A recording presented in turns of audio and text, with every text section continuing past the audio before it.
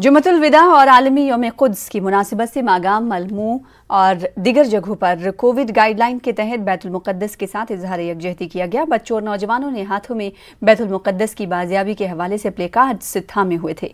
अगरचे हर साल आलमी यौम कुद्स की मुनासिबत से रैलियाँ बरामद होती थी, ताहम कोरोना वायरस की वजह से ये रैलियाँ मुतासिर हुई हैं। लोगों ने सोशल मीडिया और कोविड गाइडलाइंस के तहत ही इस दिन को मनाया। लोगों ने आलमी ताकतों से अपील की है कि बैतुल मुक़द्दस की बाजियाबी के लिए इक़दामात उठाएं।